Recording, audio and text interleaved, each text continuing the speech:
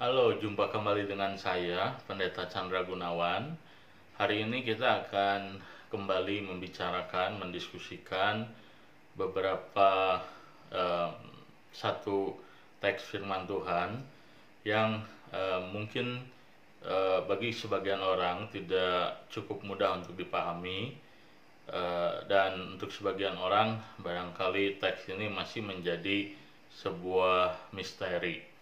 Nah, saya akan membacakan teks itu, yaitu di dalam Wahyu pasal yang ke-6. Saya akan membacakan ayat yang pertama sampai dengan yang ke-8. Nah, hari ini kita akan membicarakan mengenai 4 penunggang kuda di dalam kitab Wahyu. Wahyu pasal yang ke-6, ayat 1 sampai 8, demikian firman Tuhan. Maka aku melihat anak domba itu membuka yang pertama dari ketujuh materai itu, dan aku mendengar yang pertama dari keempat makhluk itu berkata dengan suara bagaikan guruh, "Mari." Dan aku melihat sesungguhnya ada seekor kuda putih, dan orang yang menungganginya memegang sebuah panah, dan kepadanya dikaruniakan sebuah mahkota. Lalu ia maju sebagai pemenang untuk merebut kemenangan. Dan ketika anak domba itu membuka materai yang kedua, aku mendengar makhluk yang kedua berkata, "Mari." Dan majulah seekor kuda lain, seekor kuda merah padam, dan orang yang menungganginya dikaruniakan kuasa untuk mengambil damai sejahtera dari atas bumi, sehingga mereka saling membunuh, dan kepadanya dikaruniakan sebilah pedang yang besar. Dan ketika anak domba itu membuka materai yang ketiga, aku mendengar makhluk yang ketiga berkata, "Mari." Dan aku melihat sesungguhnya ada seekor kuda hitam, dan orang yang menungganginya memegang sebuah timbangan di tangannya. Dan aku mendengar seperti ada suara di tengah-tengah keempat makhluk itu berkata, "Secupak gandum sedinar dan 3 cupak jelai sedinar. Tetapi janganlah rusakkan minyak dan anggur itu." Dan ketika anak domba itu membuka materai yang keempat, aku mendengar suara makhluk yang keempat berkata, "Mari." Dan aku melihat sesungguhnya ada seekor kuda hijau, kuning, dan orang yang menungganginya bernama Maut, dan kerajaan maut mengikutinya.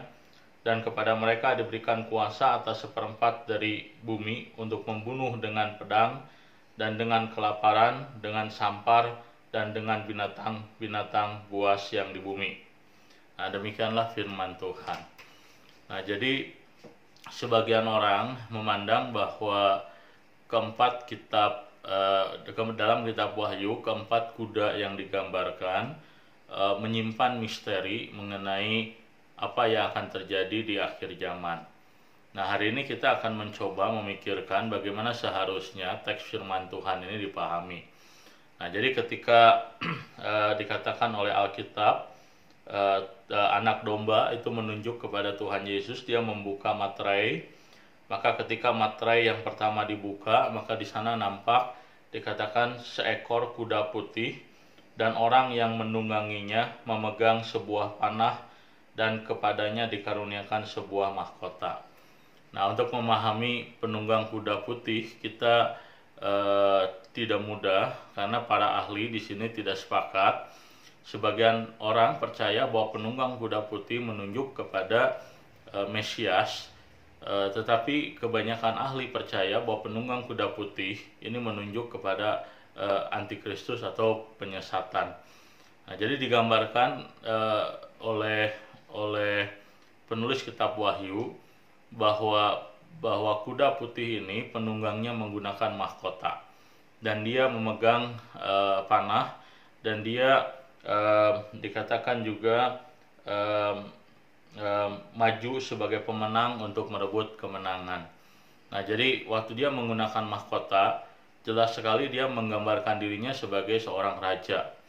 Nah, waktu dia dikatakan mengklaim kemenangan, maka itu adalah gambaran daripada bahwa orang ini ataupun sosok ini digambarkan sebagai sosok yang seolah-olah dia sudah menang.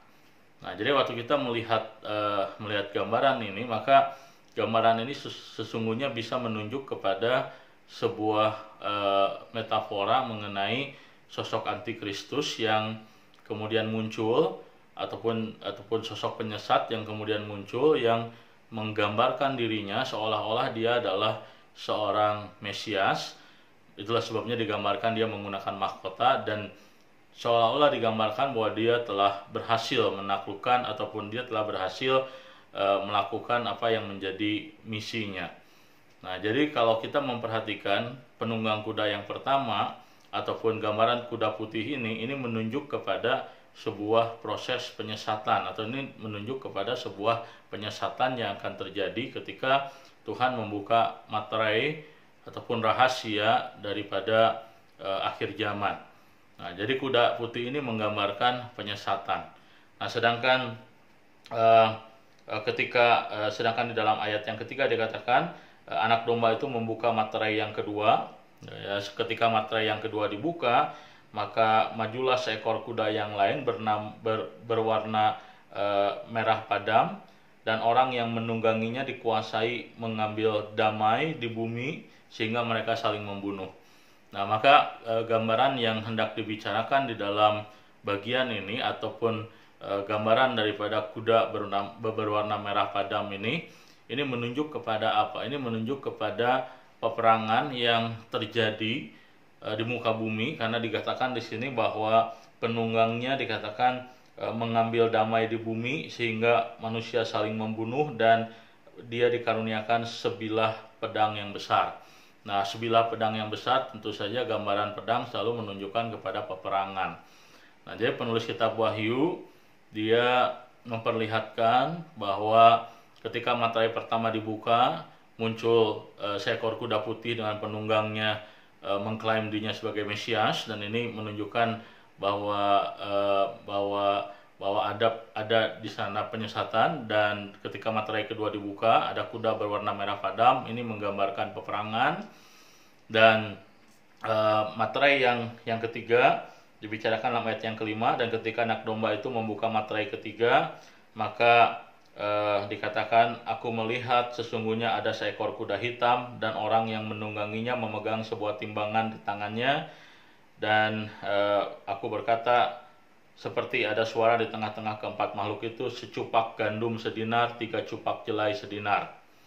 Nah, jadi ini adalah gambaran mengenai masa yang sulit, paceklik, ataupun kehidupan ekonomi yang berat.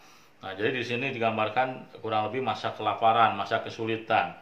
Jadi dalam ayat yang gambaran kuda hitam itu memperlihatkan seolah-olah gandum, jelai itu begitu mahal, gitu ya. Makanan pokok tidak ada, mungkin tidak terlalu cukup banyak, sehingga walaupun ada harganya begitu mahal dan manusia tidak mampu membelinya, harganya begitu mahal. Nah, maka gambaran kuda yang ketiga ini menunjukkan masa-masa kelaparan, masa-masa yang dimana manusia mengalami kesulitan secara fisik.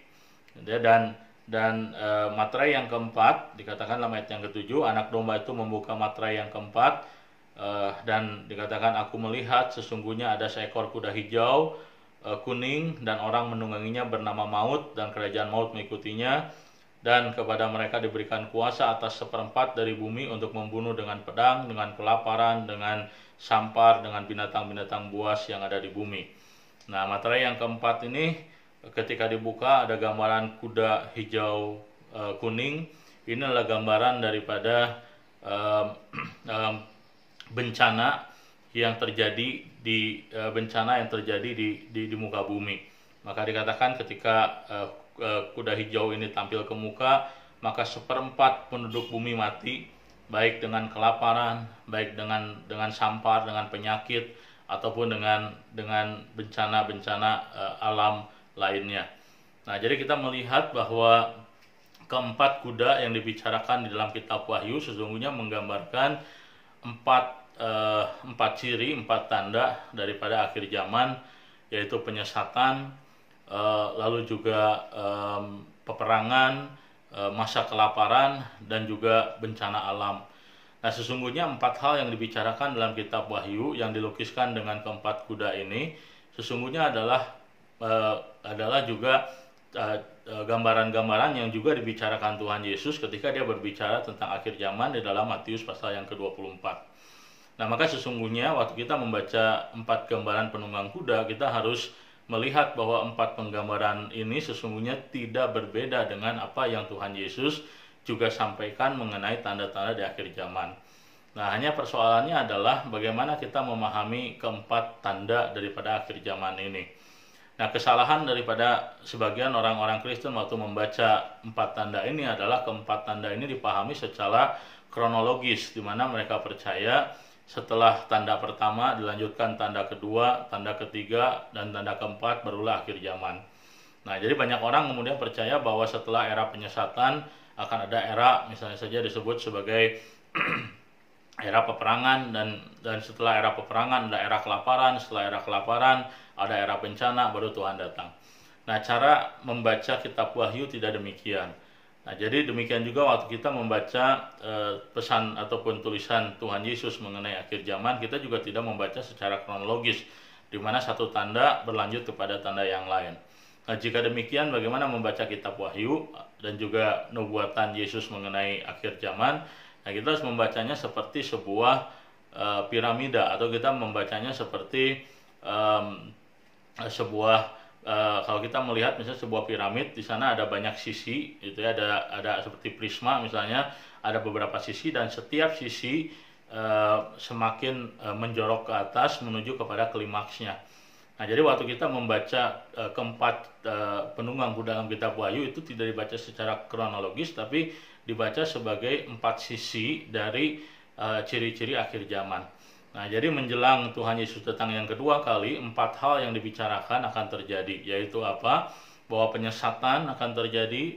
Nah, bukan hanya penyesatan, tapi juga peperangan, artinya relasi antar manusia semakin rusak, kematian begitu banyak akibat konflik antar manusia. Bukan hanya itu, tapi juga kelaparan, kesusahan hidup, dan yang terakhir adalah bencana demi bencana, termasuk di dalamnya adalah bencana karena penyakit, karena bencana alam, dan lain sebagainya. Dan menjelang akhir zaman, keempat-empatnya akan semakin memuncak. Nah, jadi bukan bersifat kronologis, tapi bersifat klimatis. Nah, jadi yang kedua yang kita harus pahami waktu kita membaca ciri daripada akhir zaman, seperti dalam kitab Wahyu, kita membaca bahwa keempat penunggang kuda itu tidak muncul dengan sendirinya, tetapi itu dia muncul ketika anak domba membuka materai demi materai. Nah, ini menegaskan atau menggambarkan hal apa? Ini menggambarkan bahwa segala sesuatu yang terjadi di dunia ini tidak terlepas dari kendali anak domba Allah.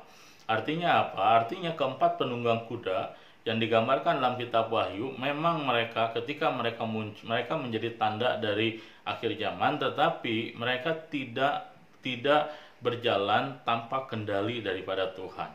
Jadi Tuhan mengendalikan baik apapun yang terjadi, baik itu penyesatan, baik itu peperangan, baik itu kelaparan ataupun bencana-bencana yang lainnya. Tidak ada sesuatu pun yang terjadi di luar kendali Tuhan. Bahkan kalau kita membaca kitab Wahyu, kita kemudian menjadi tahu bahwa Tuhan kemudian menggunakan misalnya saja penyesatan sebagai penghukuman atas pemberontakan manusia karena menolak Tuhan, kehendak Tuhan dan firman Tuhan.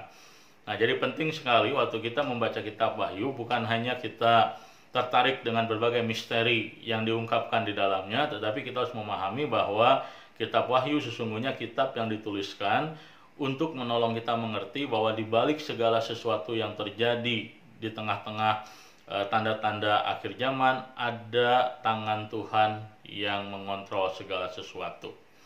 Dan hal ini seharusnya membuat kita percaya bahwa akhir zaman bukanlah tanpa kendali Tuhan. Tuhan mengendalikan segala sesuatu menuju pada klimaksnya, dan klimaksnya adalah Tuhan datang yang kedua kali.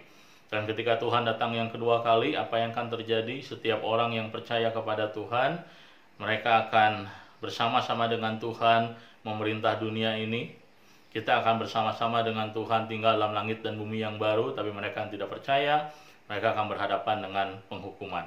Mereka akan berhadapan dengan pengadilan dan menerima penghukuman final dari Tuhan, yaitu mati kekal selama-lamanya dalam penghukuman neraka.